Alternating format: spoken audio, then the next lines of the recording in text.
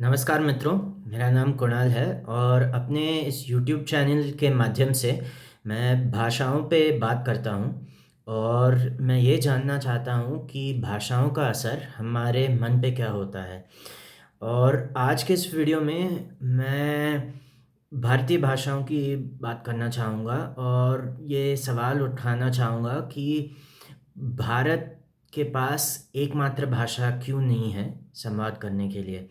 France के पास French है, Spain के पास स्पेनिश है, जापान के पास जापानीज़ है, फिर भी आज तक भारत देश में कोई एक मातृभाषा हो नहीं पाई है जिसके द्वारा हर कोई भारतीय एक दूसरे से संवाद कर पाया है। तो चलिए जानिए जानते हैं इसका कारण। पहले तो मैं आप सबसे ये कहना चाहूँगा कि वो वजह जिसकी वजह से मेरी हिंदी इतनी अच्छी नहीं है, वो वजह है कि मैंने शिक्षा एक कॉन्वेंट स्कूल में पूरी की है। तो जिस विद्यालय में मैं था, उधर अंग्रेज़ी बोली जाती थी, जिसकी वजह से आज मेरी हिंदी इतनी अच्छी नहीं है जितनी होनी चाहिए। क्योंकि मेरी सारी शिक्षा अंग्रेज़ी में हुई थी और क्योंकि बचपन में या फिर अपने टीनेज में मैं अंग्रेज़ी की ही किताबें पढ़ता था। मेरी अंग्रेज़ी तो काफ़ी अच्छी हो गई है, लेकिन अभी भी मेरी हिंदी इतनी अच्छी नहीं है। वैसे देखा जाए तो मेरी मातृभाषा मराठी होनी चाहिए थी, क्योंकि मैं मुंबई से हूँ, मेरे माता-पिता भी महाराष्ट्रियन हैं। फिर भी क्योंकि मेरी शिक्षा एक कॉन्वेंट स्कूल में हुई थी, आज मैं अंग्रेज़ी ज़्यादा अच्छे से बोल लेता हूँ और इसके काफ़ी दुष्परिणाम भी हैं। मैं जानता हूँ कि देश के प्रगति के लिए अंग्रेज़ी सीखना भी बहुत ज़रूरी है, क्योंकि ऐसे कई लोग हैं जो सर्विस सेक्टर में काम करते हैं और जिसकी वजह से देश के पास डॉलर में पैसा आ रहा है। काफ़ी कॉल सेंटर खुल गए, काफ़ी विदेशियाँ कंपनी इधर आ गई, जिनको भारतीय लोगों की ज़रूरत है जो अंग्रेज़ी में बात कर पाएँ अपने क्लाइंट से अन्य देशों में। लेकिन अगर हम ये सवाल पूछें कि ऐसी कौन-सी भाषा होगी, ऐसी कौन-सी एकमात्र भाषा होगी जिसे बोलकर हर हिंदुस्तानी जुड़ पाएगा या हर भारतीय जुड़ पाएगा। तो ये संवाद और ये वाद-विवाद कई दशकों से चलता आया है। काफ़ी लोगों का कहना था कि हिंदी मातृभाषा होनी चाहिए थी और जब इसका प्रस्ताव रखा गया था लोकसभा में, तब इस पे काफ़ी चर्चा हुआ था और दक्षिण के राज्यों ने साफ इनकार कर दिया था।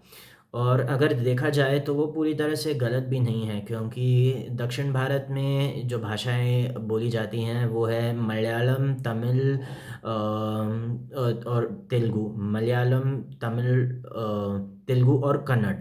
ये 4 भाषाएँ दक्षिण भारत में बोली जाती हैं और इनके बोलने वाले इन भाषाओं पे काफ़ी गर्व करते हैं और क्यों नहीं करना चाहिए। भाषाओं से ही किसी समाज की संस्कृति बची रहती है और दक्षिण के राज्यों ने हमेशा अपनी भाषाओं पे बहुत-बहुत गर्व किया है और करना भी चाहिए। अगर हम हिंदी का स्तर देख लें तो आज वो काफ़ी हद तक मैं ये नहीं बोलूँगा नीचे गिर चुका है, लेकिन अब हम काफ़ी अंग्रेज़ी शब्दों का उपयोग करते हैं।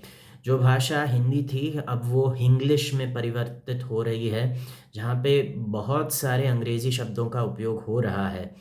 और अगर देखा जाए, मैं जो ये वीडियो बना रहा हूँ, मैं भी हिंदी में खुद को उतनी अच्छी तरीके से व्यक्त नहीं कर सकता, जैसे मैं खुद को अंग्रेज़ी में व्यक्त कर सकता हूँ। देखा जाए तो इस चैनल के सारे वीडियोज़ नहीं, इस चैनल के अधिकतम वीडियोज़ भी अंग्रेज़ी में ही बने हैं। और फिर सवाल ये उठता है कि इससे समाज पर क्या असर हो रहा है? अगर हम काफ़ी ध्यान से इस मुद्दे को देखें तो जो लोग अंग्रेज़ी सीख रहे हैं, वो बड़ी तेज़ी से आर्थिक प्रगति कर पा रहे हैं और इसका नतीजा ये हो रहा है कि हम अपनी सोच में ही ये डाल रहे हैं कि हिंदी सीखना अब कूल नहीं रहा है, अगर अंग्रेज़ी शब्द का इस्तेमाल करें तो। और जो लोग अंग्रेज़ी बहुत अच्छे से सीख लेते हैं, वो ज़्यादातर हॉलीवुड मूवी देखना पसंद करते हैं। और अगर किताबें भी पढ़ें तो अगर दार्शनिकों की बात हो तो वो यूरोप के दार्शनिकों को ज़्यादा पढ़ेंगे। जबकि सच तो ये है कि दर्शन का जितना विकास भारत में हुआ है इन हज़ार सालों में, 2000-3000 सालों में, वो शायद बाकी देशों में काफ़ी देर से आया। यूरोप की भी अगर बात करें तो रेनेसांस के बाद ही अ, दर्शन शास्त्र को बड़े गंभीरता से लिया गया था। इससे पहले यूनान में दर्शन शास्त्र का बहुत सम्मान हुआ था, लेकिन दर्शन शास्त्र का सबसे ज़्यादा सम्मान भी भारत में हुआ था। तो अब आम जनता के मन में ये बात किसी ने डाल ली है, किसी एक व्यक्ति ने नहीं डाल ली है, लेकिन इस माहौल ने ही डाल ली है कि हिंदी बोलने से आप पीछे रह जाओगे। और अगर तथ्यों को देखा जाए तो काफ़ी नौकरियां ऐसी हैं भारत देश में जो तभी पाई जा सकती हैं यदि आप अंग्रेज़ी बोलते हो। तो अब हमारे लिए जो चुनौती है, हमारे देश के लिए जो चुनौती है कि हम कौन सी भाषा चुनें जिसे बोलकर हम सब खुद को भारतीय महसूस करें। अब ये सच है कि दक्षिण के जो राज्य बोलते हैं कि हम सिर्फ अकेले हिंदी क्यों सीखें, उत्तर के राज्य तमिल या कन्नड़ या मलयालम या तेलुगु क्यों नहीं सीखते, उनका तर्क भी कहीं गलत नहीं है। और अगर मुझे ये बात ठीक से ज्ञात है कि अब नई शिक्षा प्रणाली में ये बात लागू होने वाली है कि आपको हिंदी राजभाषा और अंग्रेज़ी सब सीखना पड़ेगा। शायद मैं गलत भी हो सकता हूँ, लेकिन मुझे लगता है कि इसका समाधान भी यही है। जो लोग दक्षिण के राज्यों से हैं वो तो हिंदी सीख ही लेंगे मूवीज़ के माध्यम से। लेकिन मैं ये भी चाहूँगा कि जो लोग उत्तर प्रदेश से हो, जो राजस्थान से हो, जो पंजाब से हों, वो भी प्रयास करें थोड़ी तेलुगु सीखने की या फिर थोड़ा मलयालम सीखने का या कन्नड़ या तेलुगु। इससे ये पता चलेगा कि हर कोई किसी की भाषा सीखने को तैयार है। अब अंग्रेज़ी तो सब सीख ही लेंगे जो मध्यम वर्ग में है या फिर जो काफ़ी धनी हैं, संभावना यही होगी कि वो अंग्रेज़ी बोल लेंगे। लेकिन अगर देखा जाए तो अंग्रेज़ी भारत की भाषा है नहीं, लेकिन भारत की भाषा बन चुकी है। फिर भी ऐसी कुछ चीज़ें हैं जो अंग्रेज़ी में अभिव्यक्त हो ही नहीं सकती, या फिर कुछ ऐसी भावनाएँ हैं जो अंग्रेज़ी में अभिव्यक्त की जा नहीं सकती। उदाहरण के तौर पे मैं आपको बता दूँगा भोजन के बारे में। हिंदी में आपने कभी नहीं सुना होगा, मुझे इस भोजन से प्रेम है। ये काफ़ी हद तक सच है। कोई कह सकता है कि ये भोजन मुझे प्रिय है, लेकिन कोई नहीं कहेगा मुझे इस भोजन से प्रेम है। अंग्रेज़ी में काफ़ी लोग कहते हैं आई लव दिस फूड। ठीक है, तो प्रेम का नाता भोजन से जोड़ लिया। इसलिए अगर आप पश्चिम के देशों को देखोगे, वहाँ पे चीज़ों की ज़्यादा अहमियत है और लोगों को चीज़ों से ज़्यादा प्रेम होता है। इसलिए उनके रिश्ते भारत जितने शायद मज़बूत होते नहीं। वहाँ पे उनकी संस्कृति व्यक्ति को ज़्यादा महत्व देती है, समूह को कम महत्व देती है। तो ऐसी कुछ चीज़ें हैं जो सिर्फ़ भाषा बोलने के माध्यम से जानी जा सकती हैं। ऐसी कुछ भावनाएँ हैं जो सिर्फ़ एक भाषा के माध्यम से अभिव्यक्त हो सकती हैं। और मैं चाहूँगा कि देश का हर नागरिक कम से कम 2 भारतीय भाषाएँ बोल पाए। अगर आप उत्तर प्रदेश से हो तो संभावना है कि आप हिंदी बोलते ही हो। उसके साथ-साथ दक्षिण की भी एक भाषा सीख लें, और इसी तरह से मुझे लगता है कि देश का कल्याण हो पाएगा, क्योंकि अब हर कोई नौकरी ढूँढने के लिए दूसरे शहर जाने को तैयार होता है काफ़ी हद तक।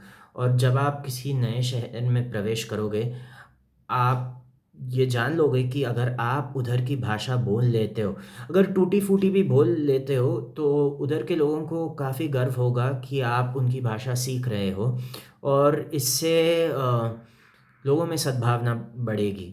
तो अगर आप ये सोच रहे हो कि अब मैं कौन-सी भाषा सीखूँ, तो संभावना ये होगी कि आप कोई अंतर्राष्ट्रीय भाषा सीखना चाहते हो क्योंकि उससे आपका आर्थिक लाभ होगा। और निस्संदेह सीखिए, भाषाएँ सीखना काफ़ी खूबसूरत चीज़ है। मैं खुद स्पेनिश बोल लेता हूँ और अभी फ्रेंच सीख रहा हूँ, लेकिन उसके साथ-साथ मेरी ये भी इच्छा है कि मैं धीरे-धीरे तेलुगु बोलना सीख लूँ। मुझे तेलुगु गाने सुनने का बड़ा शौक है, काफ़ी रुचि रखता हूँ तेलुगु गाने सुनने की। मैं तेलुगु में गा भी सकता हूँ, लेकिन अभी भी बोलना मेरे लिए काफ़ी कठिन है। पर आशा ये है कि समय के साथ मैं वो भी सीख लूँगा। तो अगर आप सोच रहे हो कि अभी मैं कौन-सी भाषा सीखूँ, अगर आप आर्थिक प्रगति की बात कर रहे हो, तो संभावना यही है कि पहले आपको अंग्रेज़ी सीखनी पड़ेगी। अगर आप अंग्रेज़ी सीख चुके हो किसी हद तक, तो या तो आप अंतर्राष्ट्रीय भाषा सीख लो और उसके साथ-साथ एक राज्य की भाषा भी सीख लो। समझो अगर आप लखनऊ से हो और अभी आपकी नौकरी बेंगलुरु में लग गई है, तो कन्नड़ सीखने का थोड़ा प्रयास कीजिए। कन्नड़ के अक्षर सीखने का प्रयास कर लीजिए और धीरे-धीरे कन्नड़ फ़िल्में देखकर आप शायद थोड़ा कन्नड़ सीख लें। यदि आप हैदराबाद में हो तो तेलुगु सीख लीजिएगा। भले ही आप अच्छी तेलुगु बोल ना पाएँ, भले ही आप टूटी-फूटी तेलुगु ही बोल लो, फिर भी लोगों को ये दिख जाएगा कि आप सीखने का प्रयास कर रहे हो। जैसे मैं अपने चैनल के माध्यम से बेहतर हिंदी बोलने का प्रयास कर रहा हूँ। आशा यही है कि आप भी अपने दिनचर्या में कुछ ना कुछ नया सीखेंगे किसी नई भाषा के बारे में और इसी तरह हम सब भारतीयों में सद्भावना बढ़ेगी। अगर ये वीडियो आपको पसंद आया हो तो ज़रूर अपने मित्रों के साथ ये शेयर करिएगा। मिलते हैं आपसे अगले वीडियो में।